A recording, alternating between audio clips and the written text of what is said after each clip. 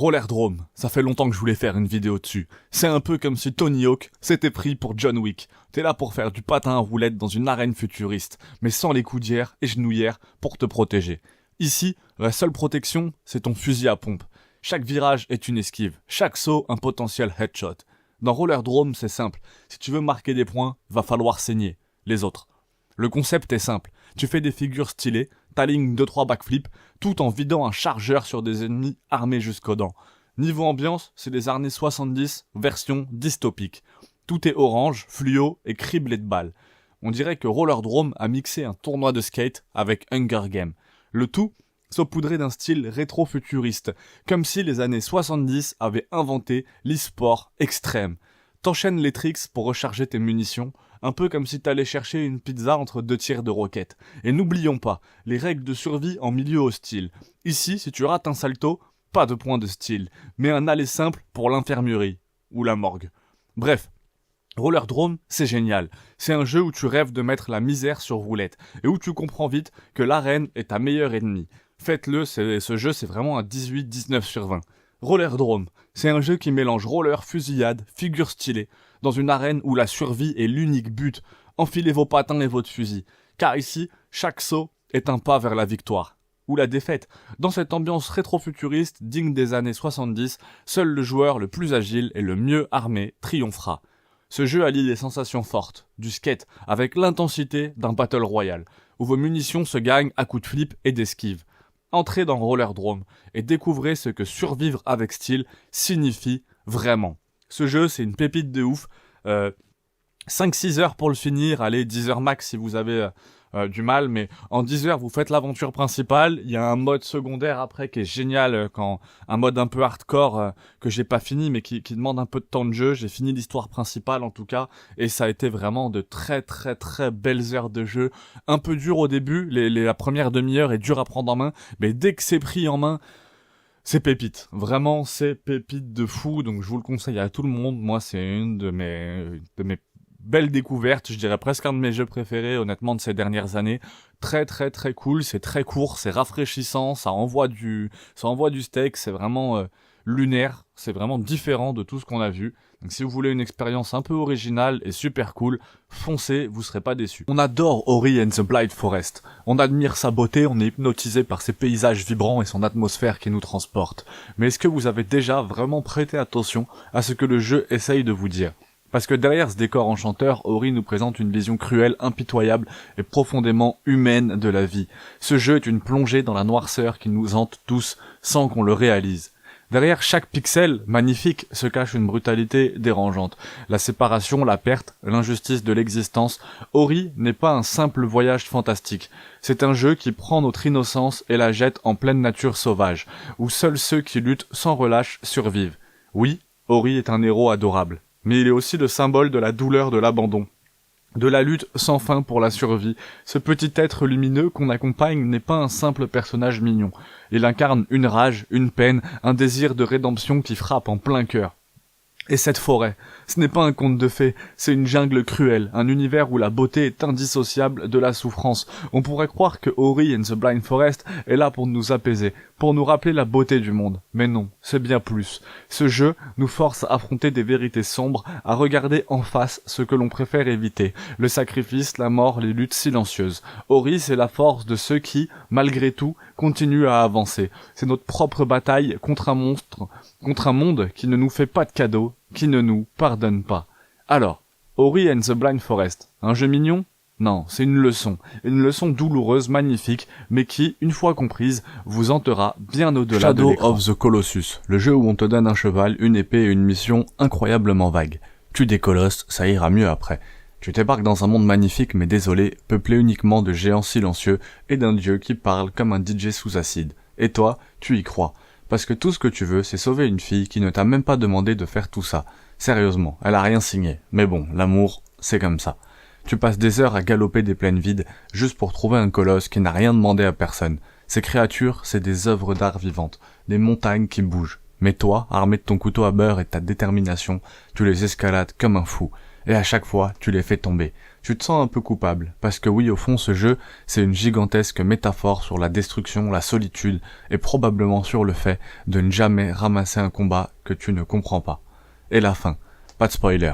Mais disons que Shadow of the Colossus, c'est comme un cours de philosophie mélangé à un film d'auteur. Chaque colosse est une leçon, chaque victoire est une défaite. C'est un chef-d'œuvre qui te fait dire mais pourquoi je fais tout ça? Tout ça en t'empêchant de lâcher ta manette, c'est fort. Bref, un classique intemporel, qui prouve que parfois, le plus grand ennemi, c'est toi-même.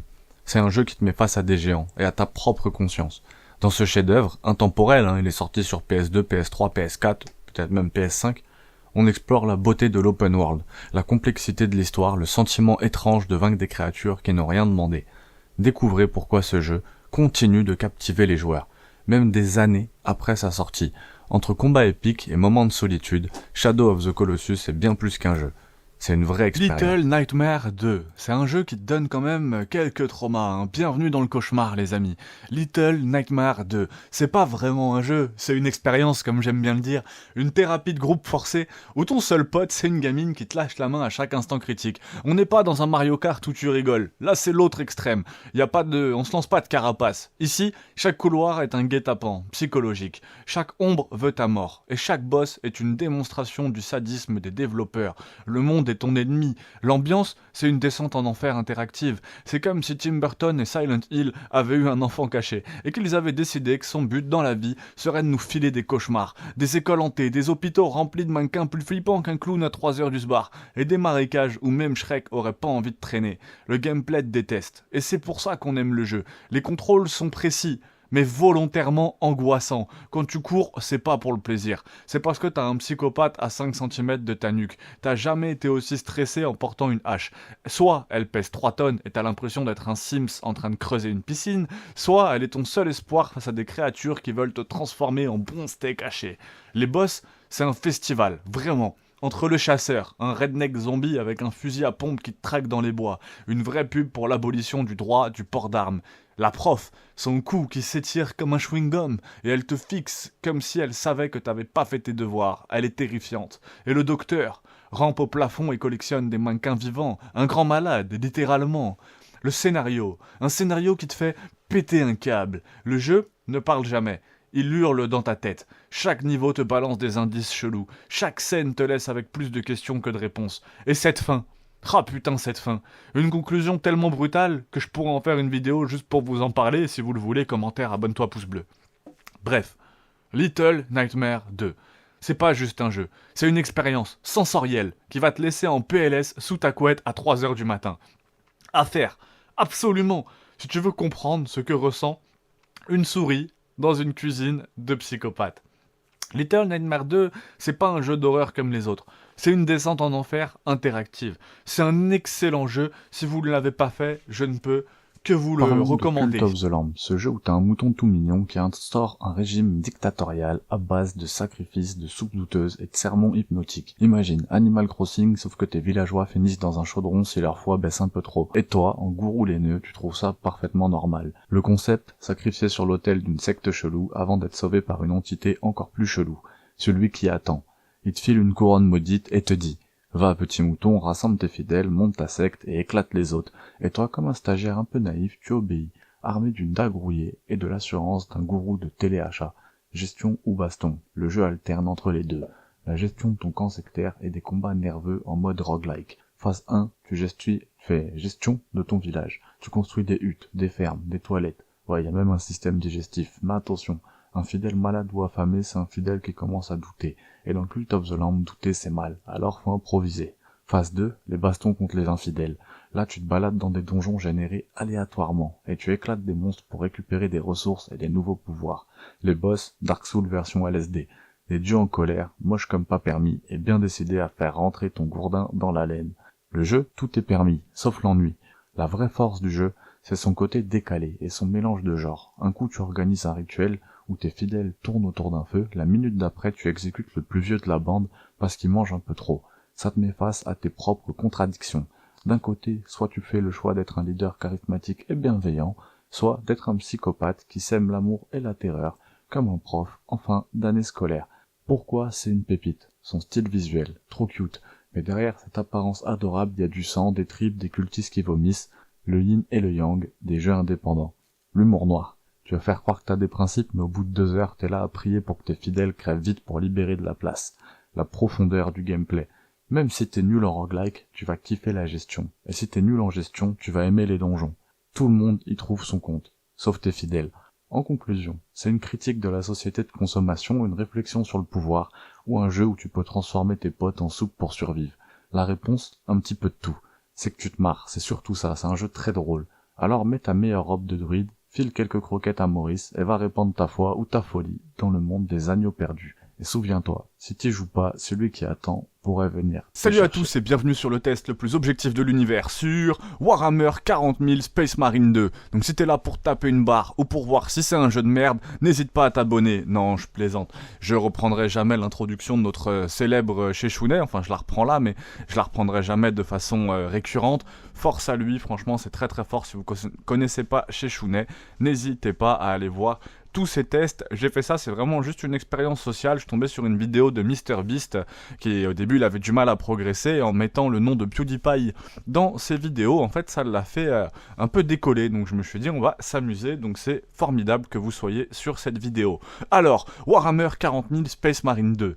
Bah c'est pas juste un jeu, c'est un coup de marteau énergétique dans la mâchoire. Les mecs de chez Relic Entertainment et Focus Entertainment se sont dit bon, c'est bien mignon de peindre des bonhommes en plastique, mais si on les envoyait broyer du Tyrannide en 4K 60 FPS avec un bolter qui fait autant de bruit qu'un avion de chasse. Et là, pouf, Titus débarque, le Space Marine qui ne rigole pas. Le mec est tellement stoïque qu'on dirait qu'il a été moulé dans du béton. Côté gameplay, ça suinte la brutalité. Chaque coup de tronçonneuse, chaque tir de bolter, c'est un poème sanglant qui te rappelle pourquoi l'Imperium est le patron. T'es là à dégommer des hordes de Xenos avec une telle précision que même les snipers de Call of rougiraient de honte. Et les tyrannides, parlons-en. C'est bestiole. Un mélange entre Alien et un buffet à volonté qui te saute à la gorge. Ils arrivent par vagues. Et toi, t'es en plein milieu. Façon, tiens, goûte ça. Résultat, t'as un balai de viscères qui t'éclate à l'écran, et c'est beau comme une fresque baroque. Sauf que là, c'est de la tripaille au lieu de chérubin. L'ambiance, elle est aussi lourde que le codex Astarte. Entre les décors industriels dystopiques et les champs de bataille qui ressemblent à un cauchemar après une soirée trop arrosée. Le jeu te plonge dans un univers tellement immersif que t'as l'impression de pouvoir goûter l'huile de moteur dans l'air. Bref, Space Marine 2, c'est pas pour les amateurs de fleurs et de chansons d'amour. C'est du brut, du lourd, un défouloir galactique où tu incarnes littéralement un tank humain. Alors, t'attends quoi pour mettre ton armure énergétique et partir exploser du Xenos? Plonge dans le chaos galactique avec Warhammer 40 000. Space Marine 2. Dans cette vidéo, je vous ai fait découvrir pourquoi ce jeu est un véritable chef-d'œuvre du bourrinage stratégique. Entre bataille épique contre les tyrannides, le gameplay brutal et immersif, et un univers aussi sombre qu'épique. Space Marine 2 est le jeu que tout fan de l'Imperium doit absolument essayer. Préparez-vous à enfiler votre armure énergétique et à défendre l'honneur de l'empereur dans cette expérience inoubliable. J'espère que le test vous aura plu, c'est plus une preview vraiment pour voir un peu à quoi le jeu ressemble. Là je le débute, si la vidéo vous plaît, n'hésitez pas à vous abonner pouce bleu et éventuellement je ferai vraiment mon avis un peu plus en profondeur. N'hésite pas à t'abonner. Salut à toi, pilote en devenir. Aujourd'hui, je veux te parler de Titanfall 2. Ce jeu aurait dû éclater le game, littéralement, mais il s'est fait assassiner par son propre éditeur. C'est un FPS nerveux, des robots géants, une campagne solo qui te met des claques comme un tonton en colère. Accroche-toi, on décolle. Je vais commencer par te parler de ce gameplay, qui te rend vraiment surhumain. Dans Titanfall 2, t'es pas juste un soldat lambda qui rampe comme une limace sous la pluie. Tu cours sur les murs, tu glisses, tu faisais du patinage artistique avec un fusil d'assaut. Et surtout, tu peux appeler un titan du ciel pour tout éclater. Les sensations sont tellement fluides que passer à un autre FPS après, c'est vraiment comme conduire une Twingo après avoir piloté un avion de chasse. Et c'est vraiment ça, allez tester le multi. Je sais pas s'il y a encore des gens qui y jouent, mais le multi est incroyable. Et il n'y a pas que le multi, il y a aussi une campagne solo qui te brise le cœur et la mâchoire. Qui aurait cru qu'un FPS, pourtant plutôt multi, aurait une des meilleures campagnes solo jamais faites, au point que je l'ai platiné, c'est un des premiers platines que j'ai eu, je pourrais vous en parler du platine. La relation entre le pilote Jack Cooper et son titan BT-7274, c'est du Iron Giant version badass. Les missions, elles partent dans tous les sens, voyage temporel, puzzle de plateforme, infiltration, les bastons de robots titanesques qui te font sentir comme dans Pacific Rim, c'est exactement ça. La mission, cause et effet, un bijou du level design qui te fait sentir comme un roi du monde, un platine hyper accessible, le jeu est vraiment cool. Pourtant le problème c'est le multi. C'est un joyau qui a été boudé par les dieux du marketing comme le sont mes vidéos. Le multi, c'est l'apogée du fun. Tu te bats à l'échelle humaine, tu grimpes sur les titans adverses pour les démonter à la main, et dès que tu invoques le tien, la partie elle change complètement de dimension. Ça n'a rien à voir au moment où tu tues les titans et au moment où tu es le titan.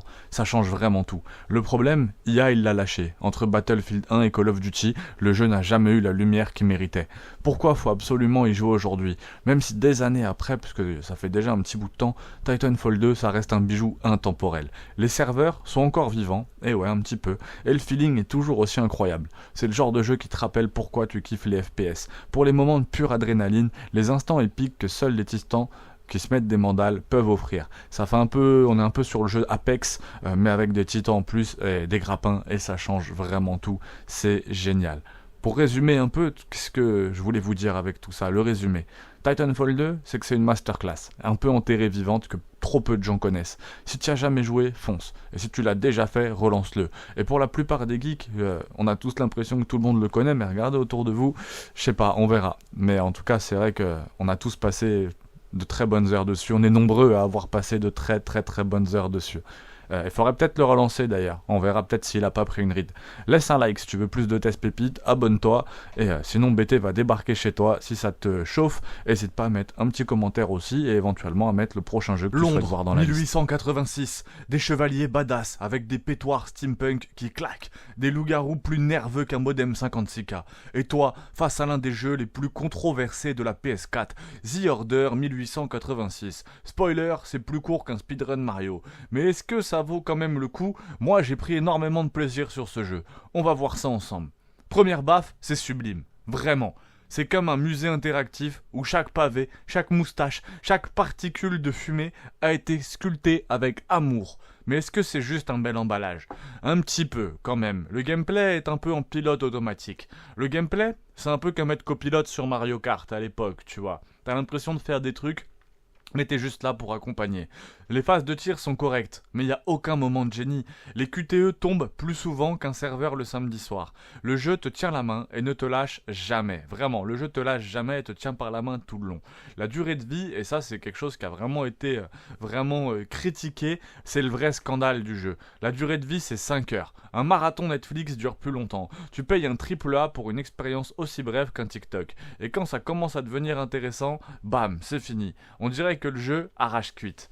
La conclusion, et encore c'est une conclusion que je ne partage pas totalement, mais en soi c'est assez réel. The Order 1886, c'est un trailer qui dure trop longtemps. C'est une vitrine technologique incroyable, mais un jeu qui n'a pas vraiment décollé. À faire par curiosité, et à petit prix si vous pouvez, mais je vous conseille vraiment de le faire par curiosité. Parce que, oui, vous préparez-vous à rester sur votre faim. Ça, je suis d'accord. Préparez-vous à rester sur votre faim. Par contre, vous allez voir quelque chose d'assez surprenant. L'un des plus beaux jeux qui a jamais été fait. Des bisous, n'oubliez pas, même les plus beaux jeux peuvent être comme une pinata vide. Mais c'est pas exactement ça. Le jeu, trop court. C'est vrai que 5 heures, c'est extrêmement rapide. Mais c'est 5 heures où vous êtes dans Hollywood. Le souvenir que vous en tirez de ces 5 heures, c'est que c'est 5 heures excellentes. Où vous avez l'impression d'avoir regardé un gros film hollywoodien, comme à l'époque, et vous regardiez ce film sans jamais être lâché par la main. 5 heures où vous allez être pris par la main, certes, mais c'est 5 heures de grand plaisir, où que vous allez vraiment kiffer, et c'est 5 très belles heures. Donc, est-ce qu'on peut taper sur ce jeu? Non, pour moi non. C'est un jeu qui est extrêmement intéressant, qui est très cool, une belle vitrine technologique. Moi j'ai passé 5 heures, ces 5 heures qui sont passées très vite, qui n'ont l'air que d'une demi-heure. Et je trouve que la plupart des jeux aujourd'hui, on joue 5 heures, on a l'impression d'en avoir passé 10. Là on a un peu un ressenti de Baldur's Gate 3. On se dit c'est trop peu, c'était trop beau. Effectivement Baldur's Gate 3 c'est 120 heures quand même, et on se dit après 120 heures que c'était trop court. Donc c'est pas le même exploit. Mais c'est un jeu vraiment qui mérite d'être fait. C'est un peu un Fast and Furious. Il n'y a pas de grands moments, effectivement. Vous n'allez pas ressortir plus intelligent ou vous dire waouh, mais ce jeu. Mais en tout cas, vous allez passer du plaisir et c'est l'essentiel en fait. Moi, c'est ce que je recherche dans un jeu vidéo. C'est 5 heures, c'est agréable, ça va très vite, c'est très court, c'est baffe sur baffe de visuel. Les moments de gameplay quand même, il y a un moment où on récupère une arme, il y a un moment de gameplay qui est très sympa, qui m'a marqué.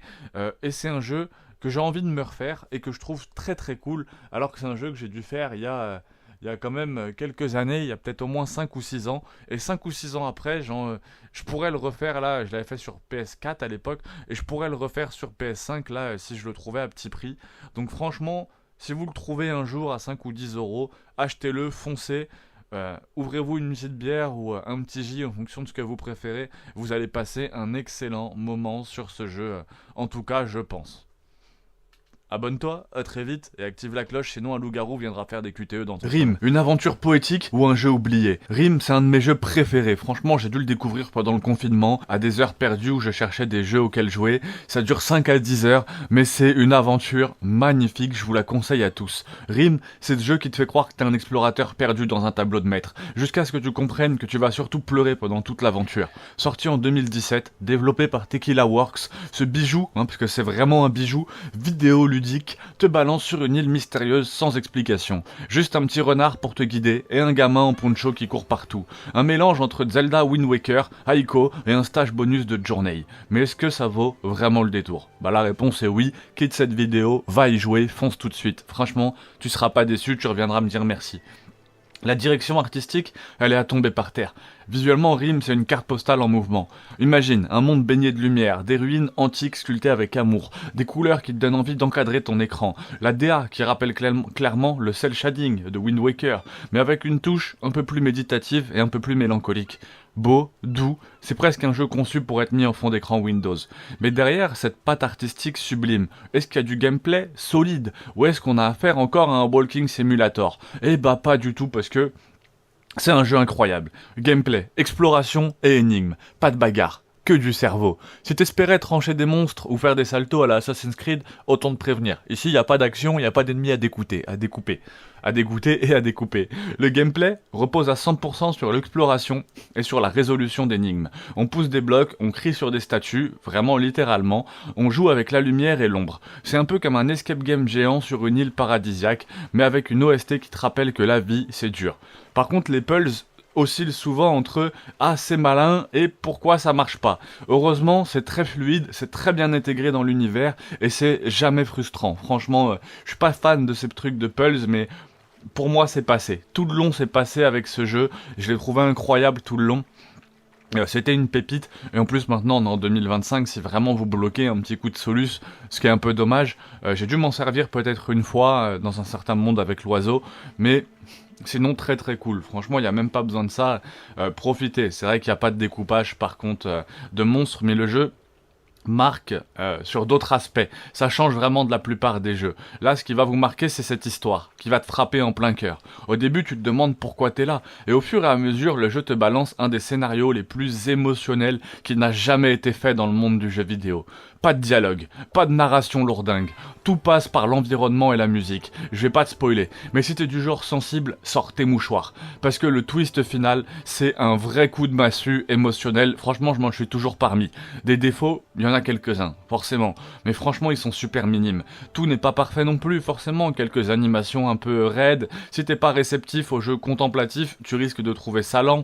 Quelques chutes de framerate, surtout sur Switch. Je te conseille plutôt de le faire sur PS4 ou PS5 pour avoir un grand écran, c'est beaucoup plus agréable, mais il n'y a vraiment rien qui casse l'expérience. Franchement, le verdict, c'est une expérience qui va te rester en mémoire, mais jusqu'à la fin de ta vie, littéralement, c'est sûr et certain. Rime, c'est une claque artistique, c'est un voyage émouvant, c'est un jeu qui te prend aux tripes, c'est pas un titre qui plaira à tout le monde, ça c'est sûr, surtout si t'aimes l'action pure et dure, c'est un peu ce que je disais au début, mais si t'es du genre à apprécier les jeux narratifs puissants, fonce. C'est un jeu qui se joue pas, c'est un jeu qui se vit, frérot, ou serait. Franchement, je pense que je m'en remettrai jamais. C'est un des plus beaux jeux auxquels j'ai pu jouer en 28 ans d'existence sur cette terre. C'est un jeu magnifique, exceptionnel du début à la fin. C'est 5 à 10 heures de pur voyage. Franchement, moi, je me suis pris une baffe. Je sais plus si je le fais en une soirée. Non, je crois que je le fais en 2 soirs. Je fais les 2 premières heures et demie, 3 heures, 4 heures un soir. Et pareil le lendemain.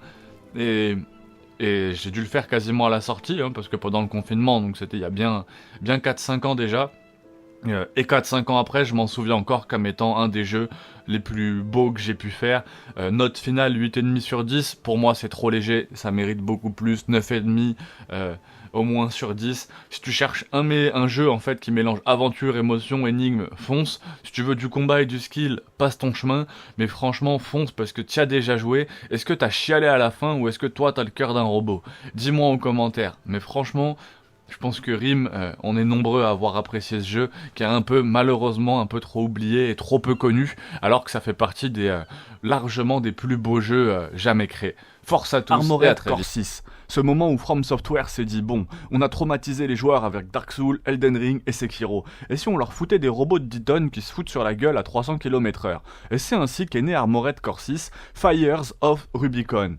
Attention, c'est un de mes jeux préférés. C'est un jeu qui te met aux commandes d'un mecha hyper customisable dans des batailles aussi stylées qu'exigeantes. Mais alors, est-ce que ça vaut le coup? Est-ce que c'est un Souls-like avec des Gundam ou bien un vrai retour en force pour la licence? Accroche-toi, je vais te parler de tout. Moi, c'est le premier que j'ai fait, Armored Core 6, et j'ai été sur le cul, c'est un jeu incroyable. Le gameplay, c'est un mélange de vitesse et de destruction massive. Si t'as jamais touché un Armored Core avant, laisse-moi te résumer cette expérience avec une phrase simple. Imagine un jeu de baston ultra rapide où ton perso est un tank volant qui fait des clashs latéraux comme un cocaïnomane sous Red Bull. Armored Core 6, c'est un balai de missiles, de lasers, de coups de poing mécaniques qui te font comprendre qu'il y a un avant et un après dans ta carrière de gamer. La mobilité, c'est un art de vivre. Si t'espérais un jeu de méca lent et lourd, oublie direct. Ici, tu voles, tu esquives, tu boostes dans tous les sens. Et si tu restes immobile plus de 3 secondes, c'est que t'es mort. Le jeu exige une réactivité de ninja cybernétique et t'apprends rapidement que le sol, c'est pour les losers. La customisation, si t'aimes bidouiller, si t'aimes passer 3 heures dans un menu à ajuster poids, vitesse, équilibre, énergie, type d'armement de ton mecha, tu vas adorer Armored Core 6. Chaque boulon peut faire la différence entre une victoire éclatante et une humiliation publique. Tu veux un mecha bipède ultra léger qui spamme des lasers? C'est possible. Tu veux un tank volant qui envoie des roquettes plus grosses que lui? Aussi, amuse-toi. Si tu veux un robot full mêlée qui met des mandales cosmiques, c'est aussi possible. Le jeu te laisse vraiment créer ton style et chaque mission peut nécessiter un build totalement différent, même s'il y a un build qui est complètement pété. Un vrai plaisir pour les fans de personnalisation. Les combats de boss te regardent droit dans la main. On connaît From Software. Si t'as joué à Dark Souls, tu sais que From Software aime bien te proposer des gros boss qui te détruisent en 15 secondes pour t'humilier, des boss à 3 phases, 2 phases. Armored Core 6, ça fait pas exception. Les combats sont épiques, ultra intenses, et te forcent à réfléchir plus vite que tu ne peux pleurer. Petit conseil. Si un boss te fait souffrir, c'est pas souvent une question de style. De skill ou de style, un peu les deux. Surtout de skill, surtout dans ce jeu, souvent c'est juste ton build qui est nul. Repars au garage, regarde un tuto, change de stratégie et reviens lui exploser la tronche avec un autre style de mecha. Est-ce que c'est un jeu qui est pour toi? Il a quand même de très gros points forts. Des graphismes magnifiques, des combats nerveux, très stylés. Chaque mission est un mélange d'adrénaline et de chorégraphie guerrière, une vraie liberté de customisation, et parce que les choix influencent vraiment ton gameplay. Des environnements variés, très impressionnants. Franchement, c'est pour moi un des plus beaux jeux PS5, voire un des plus beaux jeux que j'ai eu l'occasion de voir. Il y a vraiment des paysages incroyables, la musique, le sound design, tout est vraiment aux petits oignons. Moi j'ai adoré, hein. J'ai passé vraiment des très très très belles heures sur ce jeu que vous pouvez faire 3 fois. Je ne l'ai fait qu'une fois, mais vous pouvez le refaire 3 fois sans... en plus, il y a vraiment une rejouabilité. C'est le genre de jeu que je pourrais refaire une deuxième fois avec grand plaisir, quoi. Surtout qu'il y a des nouveautés à chaque fois qu'on le refait. Les petits défauts, difficiles à prendre en main. Si t'as pas l'habitude, les premières heures vont te piquer. Et c'est vrai, mais j'ai pas vu ça, moi, comme un défaut. Vraiment, j'ai eu du mal, effectivement, les premières heures étaient assez dures.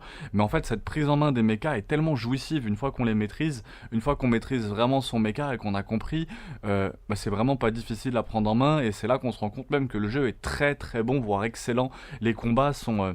c'est comme un peu Hollow Knight en fait, Hollow Knight. C'est très juste. Les combats sont... On perd, mais on sent qu'on a perdu parce qu'on a mal fait quelque chose. On n'a pas perdu parce que le bonhomme réagit pas. Et c'est très très agréable. C'est vraiment le... Moi, le jeu, vraiment, j'ai kiffé pour ça. Même si c'est un peu dur à prendre en main, effectivement, les premières heures peuvent piquer. Mais par contre, on a cette sensation, comme avec... On a plein de jeux qui donnent ce sentiment. Anno fait un peu ce sentiment. Au début, on a l'impression que c'est super dur. Puis une fois qu'on arrive à gérer sa base, on a un tel sentiment de puissance. Et bah là, c'est pareil. On a du mal un peu à contrôler son mecha.